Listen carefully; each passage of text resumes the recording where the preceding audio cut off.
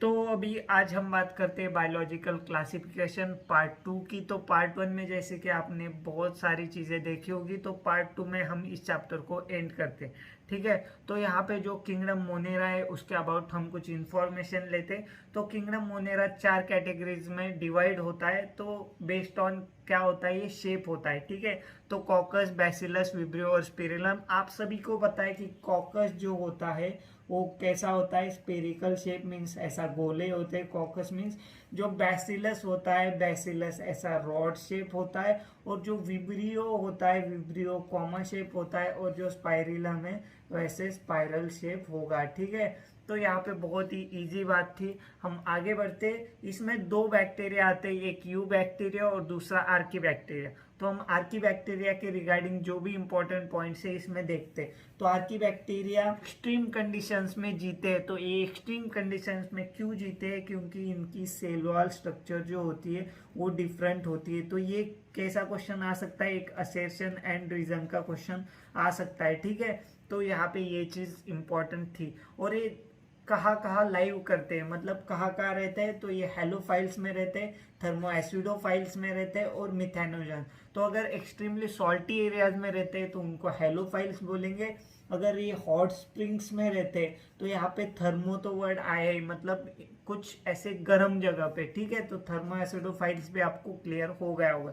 और जहाँ पे मार्शी एरियाज में रहते हैं तो इसको बोलते हैं मिथेनोजन्स। और ये मिथेनोजन्स है ना, तो ये कभी कभी gut of cows and buffaloes में भी रहते हैं। और ये कौन सा गैस प्रोड्यूस करते हैं, ठीक है, ये कौन सा गैस प्रोड्यूस करते हैं, मीथेन। ठीक है, तो ये एकदम बेसिक सी बात थी, बट यहाँ पे बहुत इंपॉर्टेंट स्लाइड थी तो इससे क्वेश्चंस आ सकते हैं। ठीक है, तो अभी हम बात करते हैं यू बैक्टीरिया की। यू मीन्स ट्रू और बैक्टीरिया मीन्स बैक्टीरिया। तो इसमें आता है साइनो बैक्टीरिया, उसको हम बोलते हैं ब्लू ग्रीन अलगी। तो जो ब्लू ग्रीन अलगी है उसमें क्लोरोफिल ए रहता है, जो कि हायर या ग्रीन प्लांट्स जो रहते हैं उनमें जो क्लोरोफिल ए रहता है और इनमें जो क्लोरोफिल ए रहता है वो सब सिमिलर रहता है। ठीक है, एनसीईआरटी की लाइन है, बहुत इजी बात है। और जो साइनो बैक्टीरिया वो कैसे होते हैं, फोटोसिंथेटिक होते हैं, क्योंकि इसमें क्लोरोफिल भी है। ठीक है, दूसरी बात करते हैं, बहुत ही इंपॉर्टेंट, ये आपके नीट पॉइंट ऑफ व्यू से बहुत ही इंपॉर्टेंट पॉइंट है कि कुछ कुछ जो बैक्टीरिया होते हैं वो एटमॉस्फेरिक नाइट्रोजन फिक्स करते हैं। और जो एटमॉस्फेरिक नाइट्रोजन फिक्स करने वाली जो सेल्स होती है इनको बोलते हैं हेट्रोसिस्ट।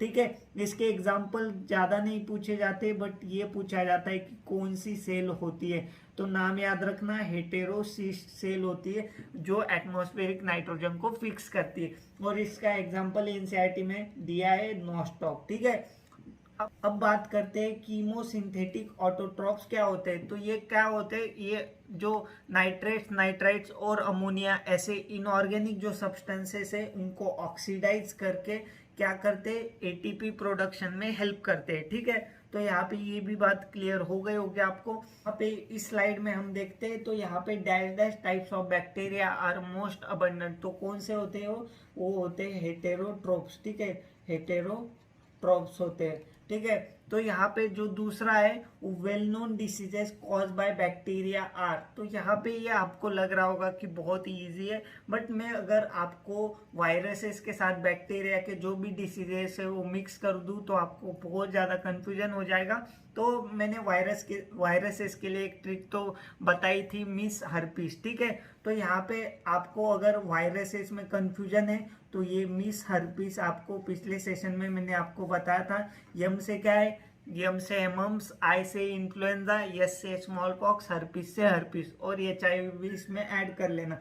बट यहाँ पे जो बैक्टीरिया के डिसीज होते हैं तो उसके लिए एक ट्रिक है, एक इजी सी ट्रिक है, CT या 2CT। तो सी से क्या है, कॉलरा, दूसरे टी से क्या है, टाइफॉइड, सी से क्या है, सिट्रस कैंसर, और टी से क्या है, टिटेनस। ठीक है, तो कॉलरा, टाइफॉइड, टिटेनस और सिट्रस कैंसर, तो ये क्या होते हैं, डिसीजेस कॉज बाय बैक्टीरिया।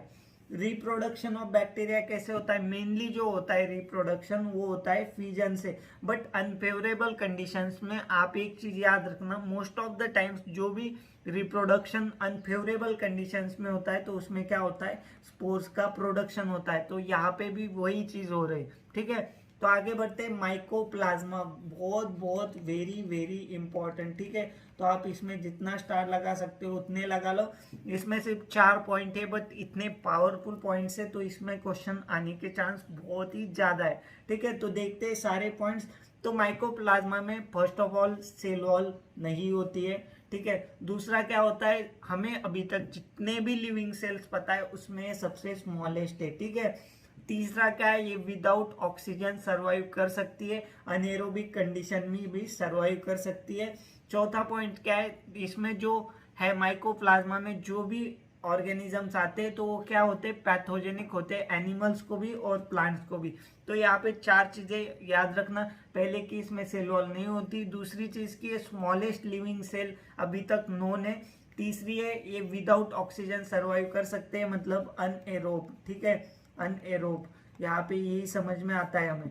चौथी चीज की ये पैथोजेनिक होते हैं एनिमल्स और प्लांट्स में। तो ये सब चीजें हो गई माइक्रोप्लाज्मा के रिगार्डिंग।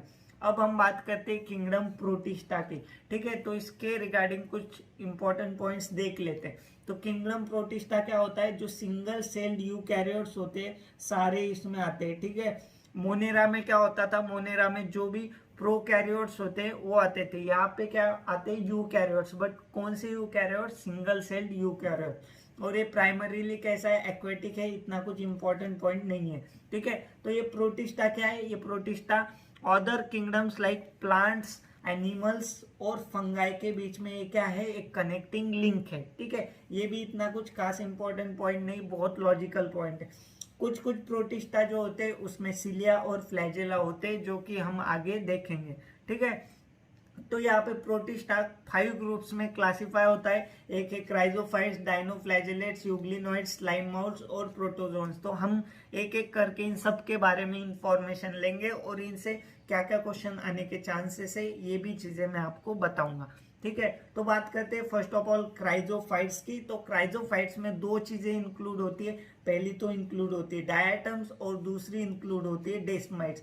डेस्माइट्स के रिगार्डिंग और एक पॉइंट याद रखना है, एनसीईआरटी में दिया है, इसका दूसरा नाम डेस्माइट्स को बोलते हैं गोल्डन अलगी बोलते हैं, ठीक है। तो ये चीज थोड़ी सी अलग लग सकती है आपको कि ये अलगी हो सकती है, गोल्डन अलगी, अलगी का एग्जांपल, बट वैसा नहीं है। गोल्डन अलगी किसका एग्जांपल है, क्राइजोफाइट्स का, और एक इसका दूसरा नाम है, अल्टरनेटिव नाम डेस्माइट्स का। तो ठीक है, तो आपको यहाँ तक चीजें समझ में आ रही ना। तो यहाँ पे जो इसका हैबिटेट है वो कैसा है, फ्रेश वाटर में भी रहते हैं और मराइन में भी रहते हैं, ठीक है, दोनों में रहते हैं। और ये फ्लोट पैसिवली वाटर करंट्स में, पैसिवली फ्लोट करते, इसको बोलते हैं प्लैंकटन। इसको क्या बोलते हैं, प्लैंकटन। इतना कुछ खास इंपॉर्टेंट नहीं है, ठीक है। इसमें जो मोस्ट ऑफ देम है वो फोटोसिंथेटिक है, ठीक है। ये चीजें याद रखना, कौन फोटोसिंथेटिक है, कौन हेट्रोट्रॉप्स है, कौन सैप्रोफाइट्स है। तो ये चीजें आपको आ सकती है एग्जाम में, तो ये चीजें याद रखना, ठीक है। तो इसकी वॉल्स के बारे में 2 इंपॉर्टेंट पॉइंट। पहला इंपॉर्टेंट पॉइंट कि इसके वॉल में सिलिका होती है, इसकी वजह से ये टूटते नहीं, इंडिस्ट्रक्टेबल होते। और दूसरा पॉइंट डायएटोमस अर्थ, ठीक है। तो ये टूटते नहीं मतलब क्या होते हैं, ये नीचे स्टोर होते रहते हैं ओशंस में, और उसके कारण डायएटोमस अर्थ नाम का एक कॉन्सेप्ट आया है, ठीक है। तो यहाँ पे एक क्वेश्चन ऐसा आ सकता है कि which of the following are the cheap producers in the ocean, और आपको 4 ऑप्शन दिए होंगे, उसमें से आपको सिर्फ ढूंढना है कि डायटम्स ऑप्शन कहाँ पे और उसको टिक करना है, ठीक है। इतना इजी सा सवाल आपको आ सकता है, ठीक है। तो ये चीज याद रखना। अब बात करते हैं डायनोफ्लैजेलेट्स की। डायनोफ्लैजेलेट्स के रिगार्डिंग भी 3-4 पॉइंट्स है, तो फटाफट देख लेते हैं। तो ये क्या है, मोस्टली मराइन है। वो क्या थे, पहले पहले वो दोनों में रहते हैं, फ्रेश और मराइन, ठीक है, जो क्राइजोफाइट्स है, और ये मराइन में ही रहता है सिर्फ, ये चीज याद रखना। वो भी फोटोसिंथेटिक था, ये भी फोटोसिंथेटिक है।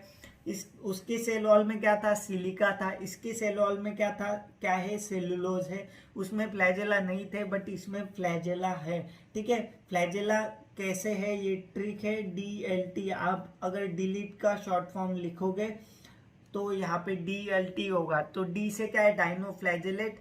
L से क्या है, L से है ये लॉन्गिट्यूडनल प्रेजेंट होती है एक फ्लैजेला, ठीक है।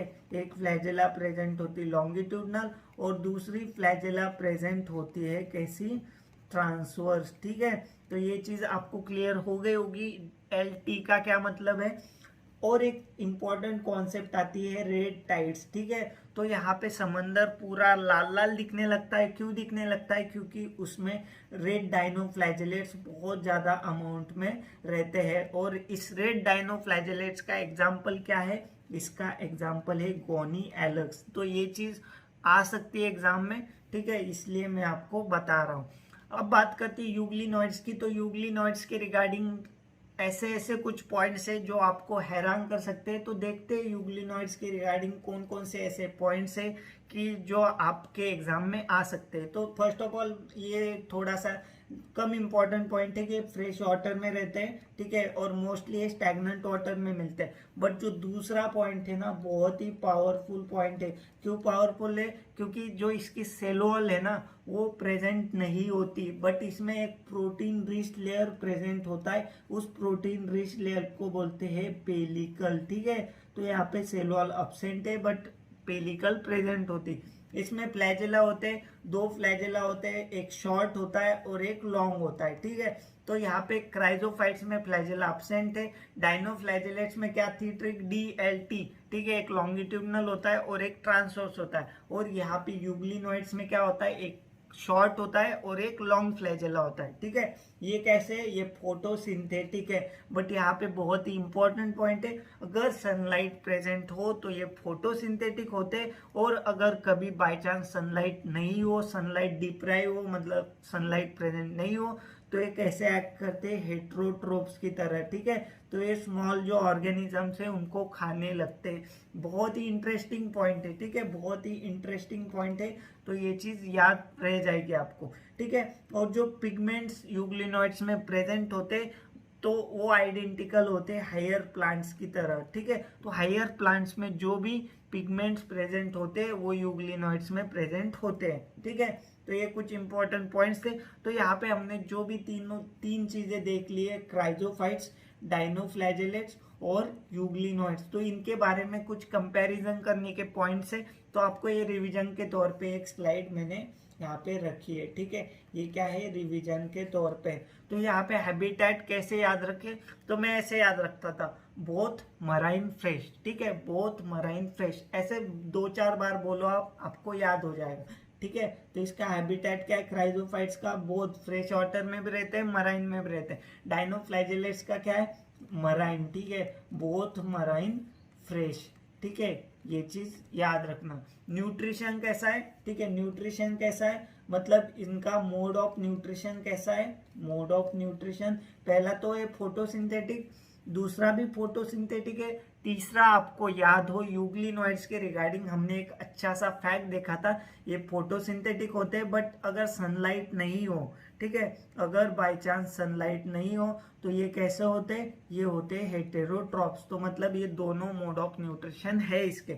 सेल वॉल के रिगार्डिंग मैं बोलता हूँ कि क्वेश्चन आने के चांस बहुत ज्यादा है, तो इस पॉइंट को अच्छे से देख लेना, ठीक है। तो यहाँ पे जो क्राइजोफाइट्स की सेल वॉल में क्या होता है? सिलिका प्रेजेंट होता है। डायनोफ्लैजेलेट्स के सेल वॉल में क्या प्रेजेंट होता है? सेल्यूलोज प्रेजेंट होता है। और जो यूग्लिनॉइड्स है उसकी सेल वॉल में क्या प्रेजेंट होता है? इसकी सेल वॉल क्या होती है? अब्सेंट, ठीक है, अब्सेंट होती है बट पेलिकल इज प्रेजेंट, ठीक है। पेलिकल क्या है? पेलिकल है प्रोटीन रिच लेयर होता है, ठीक है, तो वो प्रेजेंट होता है बट सेल वॉल अब्सेंट होती। अब फ्लैजेला की बात करते हैं। फ्लैजेला तो यहाँ पे अब्सेंट होते हैं क्राइजोफाइट्स में। डायनोफ्लैजेलेट में हमने एक ट्रिक देखी थी, DLT, एक लॉन्गिट्यूडनल होता है, एक ट्रांसवर्स होता है, और इसमें क्या होता है? इसमें एक शॉर्ट होता है यूग्लिनॉइड्स में, और एक क्या होता है? एक लॉन्ग होता है, ठीक है। तो यहाँ पे क्लियर हो गई होगी बातें। तो हम आगे बढ़ते हैं स्लाइम मोल्ड्स की तरफ। तो स्लाइम मोल्ड्स क्या होते हैं? सैप्रोफाइटिक होते हैं, बहुत मतलब लॉजिकल और कॉमन बेसिक सा पॉइंट है। दूसरा क्या है? फेवरेबल कंडीशन में ये क्या करते हैं? प्लाज्मोडियम फॉर्म करते हैं, और जब अनफेवरेबल कंडीशन आती है तो प्लाज्मोडियम क्या हो जाता है? प्लाज्मोडियम फ्रूटिंग बॉडीज में कन्वर्ट हो जाता है, ठीक है। और ये फ्रूटिंग बॉडीज में क्या होते हैं? स्पोर्स होते हैं। और ये स्पोर्स कहाँ पे होते हैं? ये क्वेश्चन आने के चांस बहुत कम है बट आ सकता है। तो यहाँ पे याद रखना, स्पोर्स कहाँ पे होते हैं? इनके टिप्स पे होते हैं, ठीक है। तो ये पॉइंट थोड़ा सा याद रखने की जरूरत है। स्पोर्स कहाँ पे होते हैं? टिप पे होते हैं। फेवरेबल कंडीशन में क्या फॉर्म होता है, प्लाज्मोडियम, अनफेवरेबल में क्या होता है, फ्रूटिंग बॉडीज, उसमें स्पोर्स होते हैं और ये spores possess true cell wall. ये थोड़ा सा ये इंपॉर्टेंट पॉइंट है और क्वेश्चन आने लायक पॉइंट है। और ये जो स्पोर्स है ये कैसे डिस्पर्स होते हैं, एयर करंट से, तो ये बहुत ही बेसिक पॉइंट था, ठीक है। तो अब हम बात करते हैं प्रोटोजोन्स की, तो इसमें सबसे ज्यादा क्वेश्चन आने के चांसेस है इस टॉपिक से। तो यहाँ पे ये आईएमपी टॉपिक है प्रोटोजोन्स, तो यहाँ पे अच्छे से देख लेना, ठीक है। सभी प्रोटोजोन्स हेटेरोट्रॉप्स है, पहला क्वेश्चन आने वाला पॉइंट। बाकी हमने देखा बाकी कुछ सैप्रोफाइटिक थे, कुछ फोटोसिंथेटिक थे, कुछ हेटेरोट्रॉप्स भी थे। तो यहाँ पे ये क्या है, सभी प्रोटोजोन्स हेटेरोट्रॉप्स होते हैं। तो यहाँ पे ऑल नॉट ऐसे क्वेश्चंस बहुत सब बार आते हैं, तो एग्जामिनर को ये क्वेश्चन का फॉर्मेट पसंद है, तो ये क्वेश्चन आने का चांस ज्यादा है इस पे, ठीक है। और ये क्या है, प्रिमिटिव रिलेटिव्स ऑफ एनिमल्स, ठीक है। एनिमल्स भी हेटेरोट्रॉप्स है, ये भी हेटेरोट्रॉप्स है, बहुत इजी सा लॉजिक है। अब बात करते हैं प्रोटोजोन्स की डिफरेंट टाइप्स की। तो पहला आता है अमेबॉइड प्रोटोजोन, ठीक है। तो अमेबॉइड प्रोटोजोन में इंपॉर्टेंट पॉइंट, कैप्चर प्रे। ये प्रे कैसे कैप्चर करते हैं, सीडोपोडिया से। सीडोपोडिया मतलब फॉल्स फुट, ठीक है।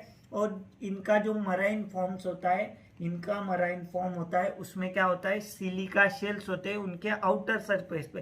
तो ऐसा क्वेश्चन आ सकता है ना, which of the following protozoan having cell wall on their outer surface. तो उसका आंसर क्या होना चाहिए, उसका आंसर होना चाहिए अमेबॉइड प्रोटोजोन्स। तो ऐसा क्वेश्चन आ सकता है। आपके लिए क्वेश्चन इजी नहीं होगा अगर आपने ये लाइन अच्छे से नहीं पढ़ी हो, बट आपने अगर मेरे से अभी ये सुन लिया हो तो मुझे नहीं लगता कि आप ये भूल पाओगे, ठीक है। तो इसमें कुछ क्या होते हैं, पैरासाइट होते हैं जैसे कि एंटामीबा, ठीक है। तो ये भी क्वेश्चन आने के चांस है, कम है बट क्वेश्चन आ सकता है इस पे। बट याद रखना है ये पॉइंट, ठीक है। ये पॉइंट सबसे इंपॉर्टेंट है अमेबॉइड प्रोटोजोन में। अब फ्लैजेलेटेड प्रोटोजोन में सिर्फ आपको एक पॉइंट याद रखना है, जो कि है स्लीपिंग सिकनेस कौन कॉज करता है। स्लीपिंग सिकनेस कौन कॉज करता है, ट्राइपेनोसोमा। तो सिर्फ यही पॉइंट याद रखो, बाकी कुछ याद नहीं रखा इसमें तो भी चल जाएगा। और ये कैसा फॉर्म होता है, पैरासाइटिक फॉर्म, ठीक है। तो ये चीज याद रखना है इसमें। सिलिएटेड प्रोटोजोन में ऐसा याद रखने लायक कुछ नहीं है, इसका एग्जाम्पल होता है बेसिक सा पैरामेशियम, ठीक है। अब बात करते हैं स्पोरोजोन्स की, ठीक है। तो स्पोरोजोन्स मतलब क्या, ऐसे ऑर्गेनिज्म जिनके स्पोर्स क्या होते हैं, इन्फेक्शियस स्पोर लाइक स्टेज आती है उनमें। तो इसका एग्जाम्पल आप जब 12th के चैप्टर में पढ़ोगे ये चीज, तो बहुत ही मतलब बहुत डीप में जाके पढ़ोगे प्लाज्मोडियम के बारे में, ठीक है। तो Plasmodium falciparum, Plasmodium vivax, Plasmodium malariae वगैरह आप पढ़ोगे जब आप मलेरिया पढ़ोगे, ठीक है। तो ये क्या होता है, प्लाज्मोडियम मलेरियल पैरासाइट। तो यहाँ पे सिर्फ इतना ही याद रखना, ठीक है। स्पोरोजोन का एग्जाम्पल इंपॉर्टेंट है, इस पे क्वेश्चन आ सकता है। और ये ट्राइपेनोसोमा तो मैं बोल रहा हूँ बहुत ही ज्यादा इंपॉर्टेंट, ठीक है। तो आप इसमें 4-5 स्टार भी लगाओ तो कोई दिक्कत नहीं है। तो यहाँ तक आपको क्लियर हो गया होगा, तो हम आगे बढ़ते हैं। अभी थोड़ी सी चीजें बाकी है हमारी। तो यहाँ पे एकदम बेसिक सा जो भी इंट्रो में दिया था एनसीईआरटी में, तो यहाँ पे क्या है, 2 किंगडम क्लासिफिकेशन किसने दी, लिनियस भैया ने दी। 5 किंगडम क्लासिफिकेशन किसने दी, विटाकर अंकल ने दी, ठीक है। ये भी बहुत बेसिक सा पॉइंट है। अब ये पॉइंट है कि जिसपे क्वेश्चन आ सकता है, इसमें ऐसा क्वेश्चन आ सकता है, विच of the following kingdom shows most extensive metabolic diversity. तो ये हमें कैसे पता चलेगा, तो ये चीज एनसीईआरटी में दी हुई है, लाइन भी दी है और इसको एक्सप्लेन भी करता हूँ, ठीक है। तो यहाँ पे आप देखो मोनेरा में जो मोड ऑफ न्यूट्रिशन है वो कितना है, ऑटोट्रॉपिक भी है, फोटोसिंथेटिक, ठीक है। ऑटोट्रॉपिक में भी क्या है, कीमोसिंथेटिक है, फोटोसिंथेटिक है। और जो हेट्रोट्रॉपिक है उसमें भी क्या है, सैप्रोफाइटिक भी है, पैरासाइटिक भी है, ठीक है। तो बाकी सारे देखो, बाकी सब में ऐसा थोड़ा थोड़ा सा, एक तो ऑटोट्रॉपिक होंगे या हेट्रोट्रॉपिक होंगे, या उनका मोड ऑफ न्यूट्रिशन या मेटाबॉलिक डाइवर्सिटी इतनी ज्यादा नहीं होगी। तो इसकी वजह से ये पॉइंट, ठीक है, ये पॉइंट आपको अच्छे से यहाँ पे लॉजिकली मैंने समझा दिया है, ठीक है। तो यहाँ पे और बाकी जो भी पॉइंट्स है इसमें थोड़े से इंपॉर्टेंट है, मैं एकदम बेसिक बेसिक चीजें समझा देता हूँ। सेल टाइप क्या है, तो मुझे एक बात बताओ, मोनेरा क्या होता है, प्रोकैरियोट, और बाकी सारे क्या होते हैं, यूकैरियोट। तो ये भी क्लियर हो गया होगा। ठीक है। अब सेल वॉल की बात करते हैं तो सेल वॉल सब में प्रेजेंट होते, एनिमिलिया में एब्सेंट होते, ऐसे ही चीज याद रखना, ठीक है। बाकी ऐसा मत याद रखना प्रेजेंट इन सम, तो आपको पता है ना प्रोटिस्टा में कुछ कुछ में होते, कुछ कुछ में नहीं होते, तो ये चीज याद रखने की जरूरत नहीं है। आपने अगर थोड़ी सी अच्छी सी डीप में पढ़ाई की होगी तो ये चीजें अपने आप आपको पता चल जाएगी, ठीक है।